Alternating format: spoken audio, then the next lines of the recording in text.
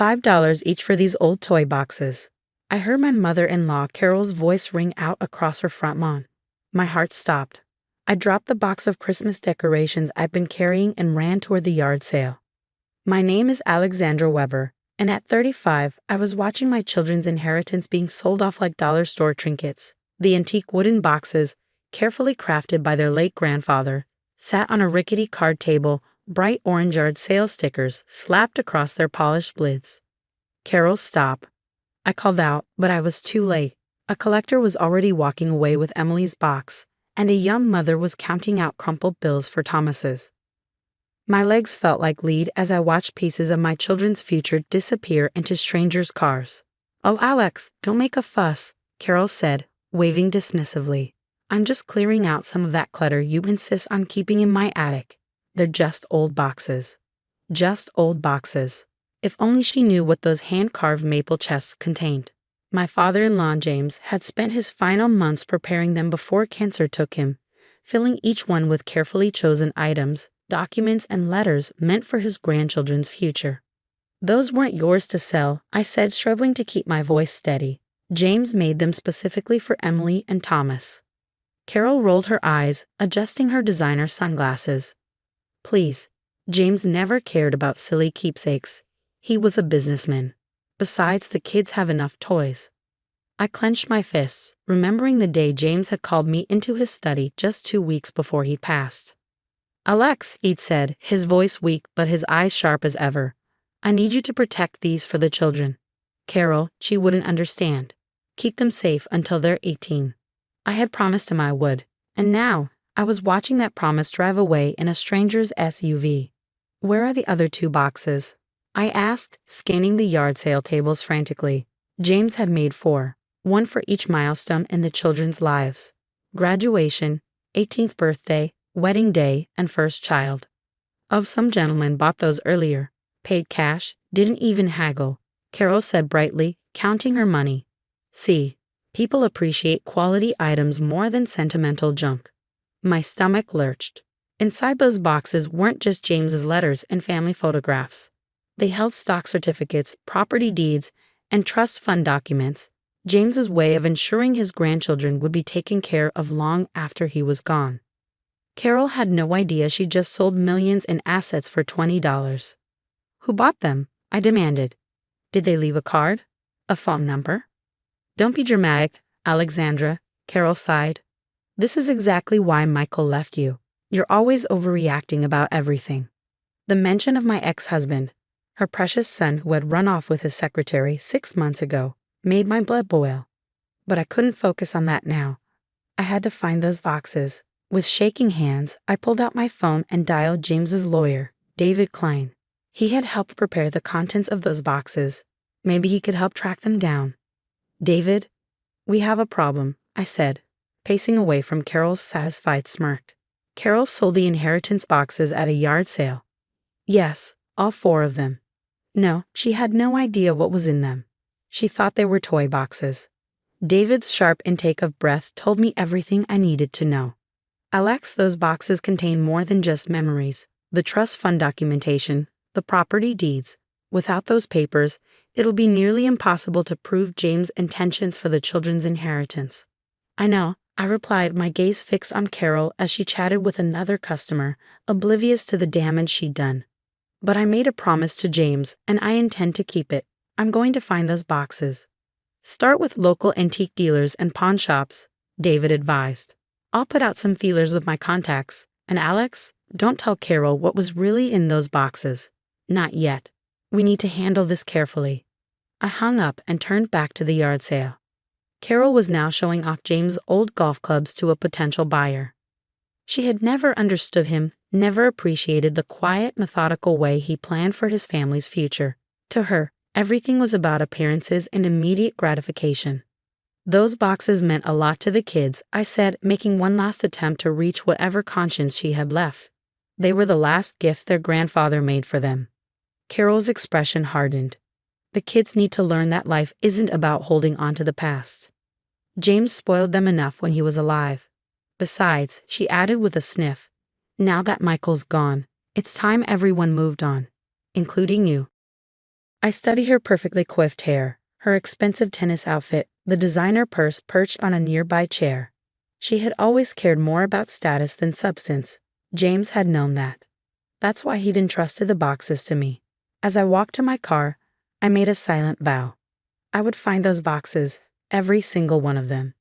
Not just for their monetary value, but for the love and wisdom James had packed inside. My children would have their inheritance, both financial and emotional. And Carol? She would learn that sometimes the most valuable things come in unassuming packages. I just hoped I could track down the boxes before the buyers discovered what they actually purchased for $5 each. I glanced at my phone, 2 missed calls, one from David, one from my best friend Sarah. Time to start making calls and knocking on doors. Those boxes weren't just filled with papers and memories. They contained my children's future, and I wasn't about to let that slip away. I had work to do, and this time I wouldn't let James down.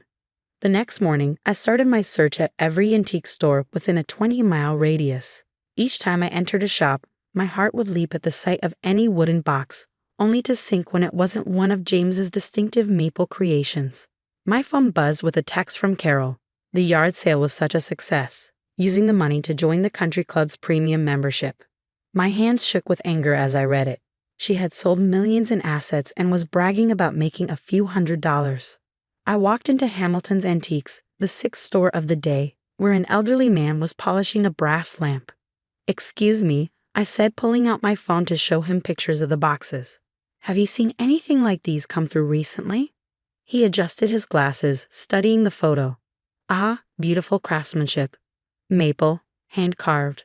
Wait." He disappeared into the back room and returned with a ledger. "A gentleman came by yesterday trying to sell one.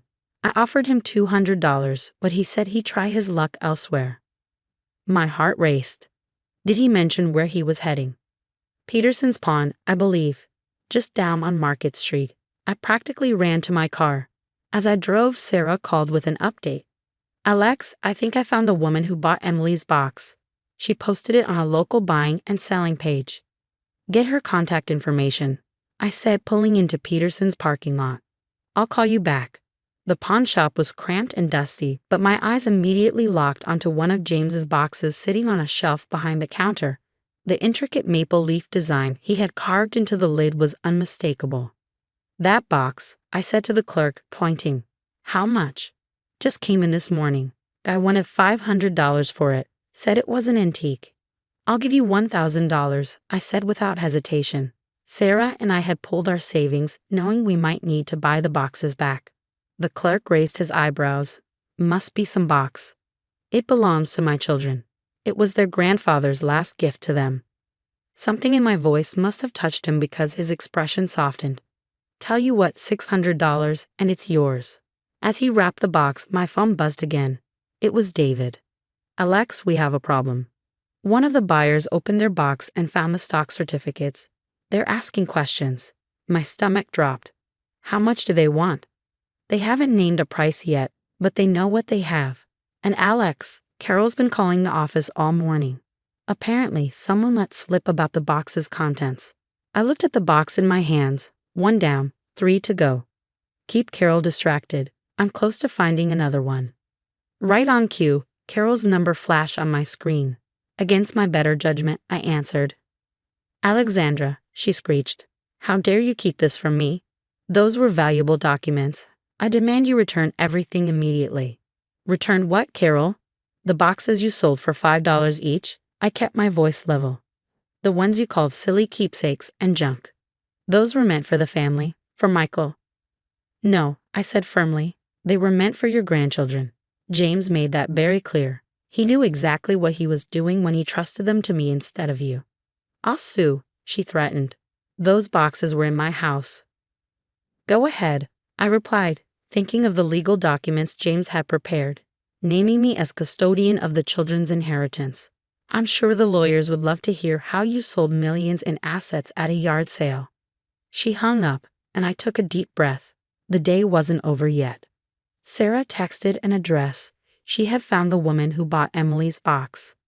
20 minutes later, I was sitting in a cozy living room, explaining the situation to a sympathetic mother named Diana.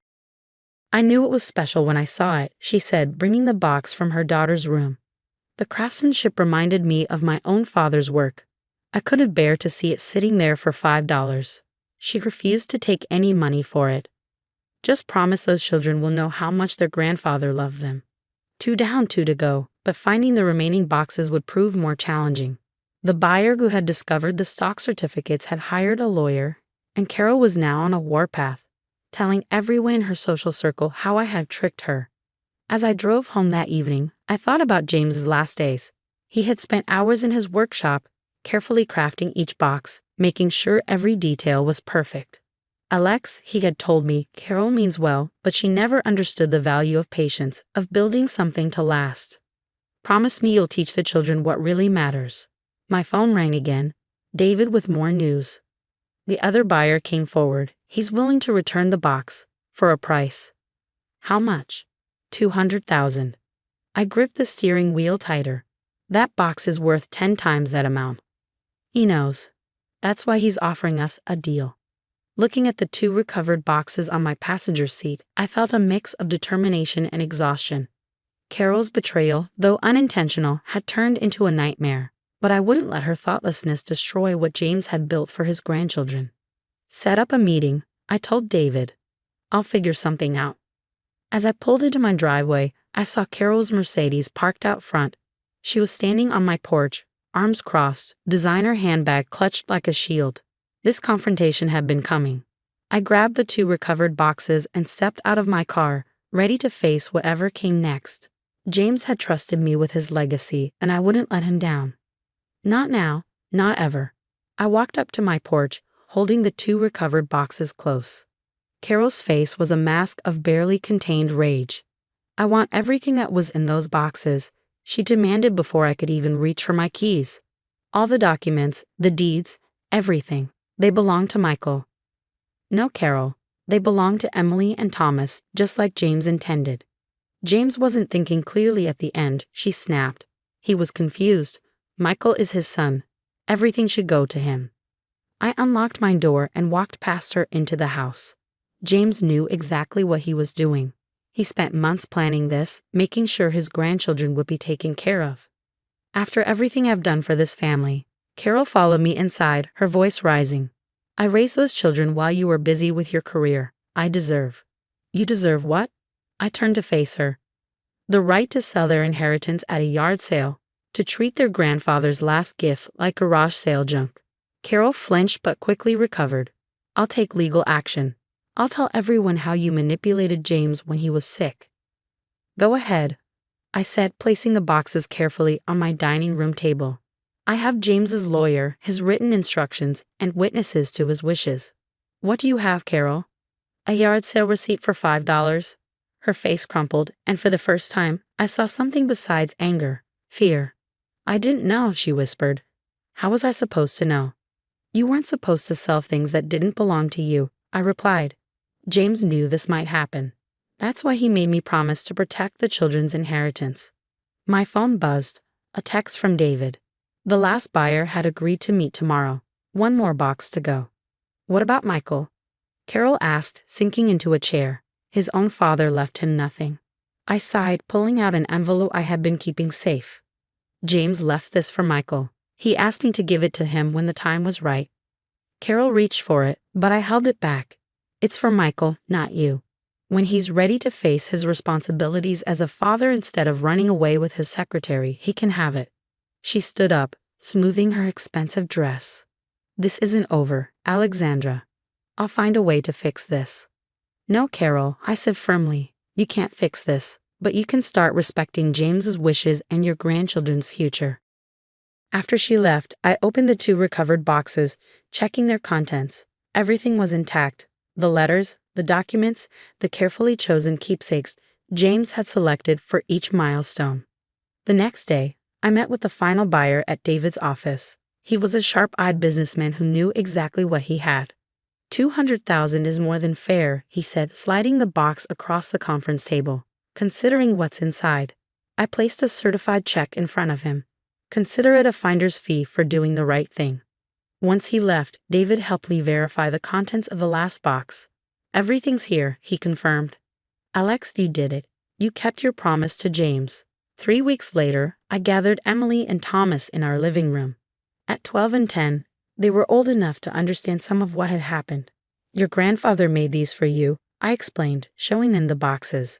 Inside are special gifts and letters he wrote, meant for different moments in your lives. He wanted you to know how much he loved you and how much he believed in your future. Can we open them now? Thomas asked, running his hand over the carved maple leaves. Not yet, I smiled. Each one is for a specific time: your graduation, your 18th birthday, your wedding day, and when you have your first child. Just like your grandfather planned. Emily hugged her box close. Grandma Carol said they were just old toy boxes. Sometimes people don't understand the value of things that can't be measured in money, I told her. Your grandfather knew that. That's why he made these boxes special, not just for what's inside them, but for what they represent. His love, his wisdom, and his hope for your future. That evening, after the children went to bed, I sat in my study reading the letter James had left for me. Dear Alex, it began, if you're reading this, it means you've kept your promise. I always knew you would. You understand, like I do, that real value isn't in things but in the love and thought behind them. Take care of my grandchildren. Help them grow into people who understand that too. I folded the letter carefully, thinking of Carol and her yard sale, of Michael and his choices, of the legacy James had entrusted to me. The boxes were safe now, waiting to share their secrets at just the right moments in my children's lives. Sometimes the most precious gifts come disguised as simple wooden boxes sold for $5 at a yard sale. But their true value lies in the love, wisdom, and hope carefully packed inside, waiting for the right moment to be discovered. James understood that. And now, thanks to him, my children would too.